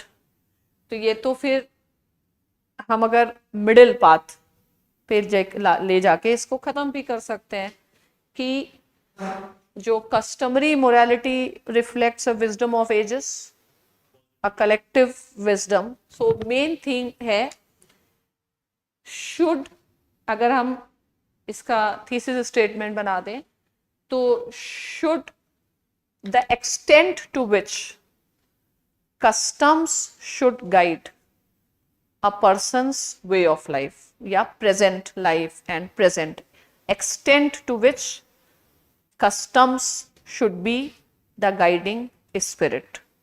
Should we reject it altogether? Should we follow altogether? Or what should be our approach towards custom? ठीक है, तो past is the permanent dimension of human consciousness and values. क्यों? Because your past is shaping your consciousness. We are not born as a atomistic man. ठीक है, we are born in a society. Man is a social creature. You are born in a society. अभी आप जैसे communitarian approach पढ़ेंगे तो उसमें भी आ सकता है कि in me my past generations will be reflected, because mind is never a tabula rasa. Fine, so what my thinking is will be shaped by my values, my family, my customs. So people often mistake that they are thinking something from the start, from a clean slate, but it is not always so. But it is not the other way around also. It's also not that we cannot think something which is not there in the past. तो इसके ऊपर आप discussion कर सकते हैं. Every reflective essay is based on some or the other philosophical understanding. तो past is permanent dimension of human consciousness. Means man is a product of one's culture, one's tradition. Tradition cannot be completely ignored when you suggest a certain way of life or something like this. तो कैसे इसके ऊपर सोचना है, that is a reflection. और ये इसके लिए कोई मेहनत ऐसे नहीं करनी है, आपको सिर्फ ब्रेन स्टॉर्मिंग ही करनी. कुछ इंडिया स्पेसिफिक चीजें हैं. Dream which India should not let see, crisis faced, water, फिर गवर्नेंस के हैं लेकिन ज्यादा नहीं है. मॉरल विजडम, ह्यूमन वैल्यूज और रिफ्लेक्टिविज्म. तो कुछ फिलोसफिकल टॉपिक्स मॉरल विजडम के हैं. Quick but study wins the race, time to repair the roof is when sun is shining. तो ये मॉरल वाले हैं, लेकिन मॉरल वाले भी अब कम होते जा रहे हैं, रिफ्लेक्शन वाले बढ़ते जा रहे हैं, जिसमें आपको कॉन्सेप्ट के कोर तक पहुंचना है. ओके, मॉरल भी लिखना आसान है क्योंकि रिफ्लेक्शन बिकम्स मोर एब्स्ट्रैक्ट. उसमें philosophy is the only way out. फिर कुछ टॉपिक्स हैं जैसे ह्यूमन वैल्यूज हैं, जिसको आप एथिक्स में करते हैं, करेज है, सिंप्लिसिटी है, ग्रैटिट्यूड है, लव है, पावर है। तो इनके ऊपर कुछ अच्छे राइटअप्स, कुछ अच्छे ओपिनियन, अगर इतना भी हम प्रैक्टिस कर सकते हैं तो आपके पास इनफ कॉन्फिडेंस होगा, you will be enough prepared to write on the topics. तो इन टॉपिक्स पर लिखने के लिए क्या समझ में आया आपको, क्या चाहिए? Brainstorming plus some basic writeups अगर आपको मिलते हैं, it can be some reports, it can be opinions of certain scholars, and then on the basis of that initial raw material we have, how are we going to put the things in a systematic manner? तो मुझे लगता है इसमें सबसे कम effort है, और इसका अगर स्किल आपने डेवलप की, लोग पूछते हैं जैसे आंसर राइटिंग स्किल, ये स्किल आपने डेवलप की तो बाकी में भी आप आंसर लिख पाएंगे। नॉर्मली पॉलिटिकल साइंस स्टूडेंट को प्रॉब्लम होती है कि सेकंड पेपर नहीं कर पा रहे हैं। क्यों? क्योंकि सेकंड पेपर में एग्जैक्टली वो भाई जो थियरी है वो स्टैटिक है, तो वो वही वर्ड्स आ जा रहे हैं। अब सेकंड पेपर में अगर स्टेटमेंट्स चेंज कर दे रहे हैं तो लोग लिख ही नहीं पा रहे हैं। तो उसको किस ढंग से लिखना है, उसको कैसे एक्सपोज करना है, ये जो आर्ट है ये आपको अदरवाइज भी this is going to help you. अगर हम लोग what we will be doing, we will pick up the areas, उसके राइटअप्स या उस पर कुछ ओपिनियंस हम डिस्कस करेंगे, कुछ डेटा डिस्कस करेंगे और फिर इनको डेवलप करने की कोशिश करेंगे। एंड जो आपके शायद टेस्ट्स हैं, देयर आर 6 टेस्ट, उसमें 2-2 क्वेश्चंस रहेंगे, ठीक है? तो टेस्ट के जो क्वेश्चंस हैं that also we will discuss. तो आपको you will learn how to think about something, जिससे कि ये वाला जो आपका पेपर है it becomes not a problem. And will have 15 days पर, क्योंकि अभी बहुत ज़्यादा इतना करना नहीं है, 15 डेज पर भी हमने अगर एक क्लास किया तो we will be able to manage this. And I believe कि आप लोग शायद रिफ्लेक्टिव एसेस पर you want more brainstorming. Okay, so anything else you want to ask? Literature is not one source of knowledge, but social action also. तो history में चाहे वो movement हो या ऐसा हो, थिएटर का रोल रहा है, तो क्या इस तरह के ऐसे काउंटर आर्गुमेंट करना जरूरी है कि लिटरेचर सोशल एक्शन गाइड नहीं कर सकता? लिटरेचर गाइड सोशल एक्शन ये है, ठीक है? लिटरेचर का मतलब knowledge guides a social action, but there are many other things also that may guide social action. देखो, ऐसे भी एक तरीके का डिबेट है और उसमें सामने वाले से तुरंत एग्री नहीं करना होता है, तो क्या आप इसके बियॉन्ड देख सकते हैं? Can you think something beyond what is written and evident? ठीक है, तो कुछ कोशिश तो करिए ही कि कुछ ट्रांसफॉर्मेटिव थिंकिंग आपके पास हो, क्योंकि वो थिंकिंग ही तो जज कर रहे हैं। आप ये हमेशा ध्यान में रखिए कि what are they judging, why this essay paper, why this essay paper, why so much marks for this essay paper. And I think that's the first paper ना, पहला पेपर है, ऐसे पेपर है, क्यों इतना इंपॉर्टेंस है, क्या जानना क्या चाह रहे हैं मेरे से? तो अल्टीमेटली आपका जो काम होगा वो ऐसे राइटिंग ही होगा, बहुत ज्यादा ऐसे राइटिंग का काम होगा आगे आपको। ऐसे ही क्या, you will have to write the reports, report writing, ऐसे राइटिंग, स्पीच राइटिंग्स, ठीक है? तो ये जितने जो स्पीचेस बोले जा रहे हैं, लिख कौन रहे हैं? तो दोनों मतलब सिविल सर्वेंट्स भी लिख ही रहे हैं, plus professional writers are also writing.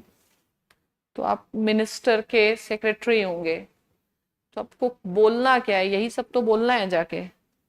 आपको यूएन में बोलना है तो एकदम से काउंटर आर्ग्यूमेंट्स आने चाहिए। पाकिस्तान में say that only we cannot be blamed, India can also be blamed for terrorism. We can give example of LTT, we can give example of Baluchistan. Then you should know how to counter.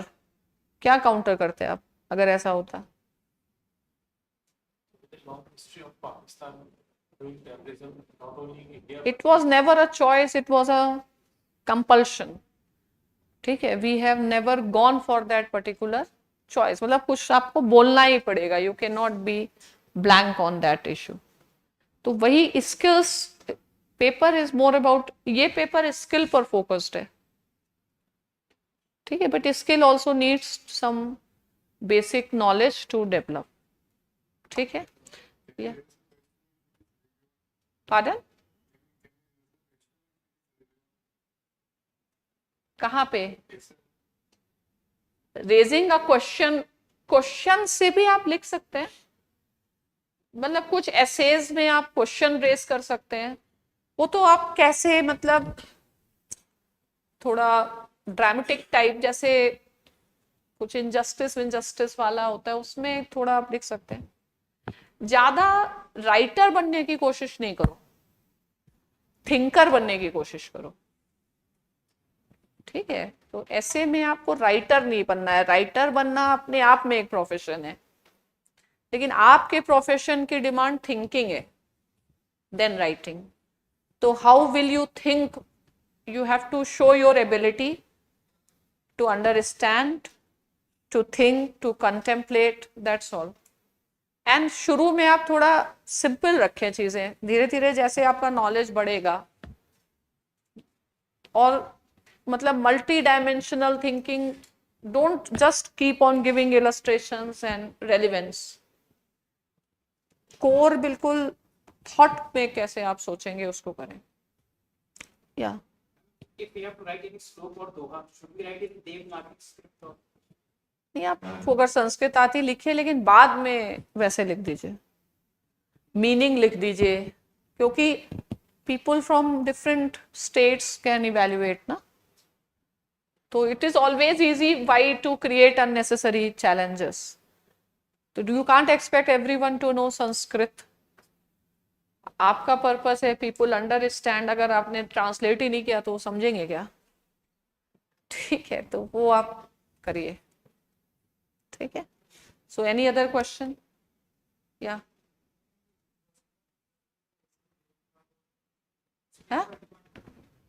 नहीं, spiritual generally नहीं demand करता। आप spiritual topics जैसे self help वाले topics होते हैं, उसमें spiritual वाला इश्यूज आते हैं, लेकिन सारे टॉपिक तो स्पिरिचुअल नहीं होते। टाइम टू रिपेयर रूफ में आप क्या स्पिरिचुअल करेंगे? स्पिरिचुअल जरूरी नहीं है। Culture is what we are, civilization is what we have. तो नॉट नेसेसरी, जहां आ रहा है, राइटिंग का स्टाइल वही है कि नेचुरल होना चाहिए फ्लो, जो भी जबरदस्ती नहीं। शुरू में ही ब्रेन स्टॉर्मिंग करके, मतलब कुछ चीज जबरदस्ती इंप्रेशन के लिए नहीं डालना है। सिंप्लिसिटी आप रखिए, जितना ज्यादा सिंपल आप रहना चाहते हैं सिंपल रखिए। क्लीन, मतलब थॉट्स ही सिंपल रखो, स्टेटमेंट सिंपल रखो, लैंग्वेज सिंपल रखो, लेकिन आइडियाज अच्छे रखो, ठीक है। आपकी थिंकिंग कैसी होनी चाहिए? पॉजिटिव होनी चाहिए, बैलेंस होनी चाहिए, फेयर होनी चाहिए, रीजनेबल होनी चाहिए, उनके ऊपर ज्यादा जाओ। अननेसेसरली, मतलब artificially don't try to impress anyone. तो अभी लोग उससे इम्प्रेस नहीं होते, मतलब एकेडमिक्स में आप जितना सिंपल हैं उतना अच्छा है। तो depth of thinking is important, language लेकिन ये है कि हाँ ग्रामर वैमर ये सब थोड़ा सही होना चाहिए, वरना आप कहना कुछ और चाह रहे हैं, लिख नहीं पा रहे हैं। लोग फुल स्टॉप कहीं भी लगा देते हैं, उसके बाद स्मॉल से स्टार्ट कर देते हैं, आके बहस भी करते हैं कि लैंग्वेज का पेपर नहीं है, लेकिन है, लैंग्वेज का पेपर तो है ही है। मतलब why are you giving chance to deduct your marks? ठीक है, तो I think that's all for today. चलो, thank you, hope you have benefited with this discussion and go through these topics. यही topics की हैं, इसका वो डलवा देते हैं। Please give these inquiry forms there to the person. Okay, thank you everyone.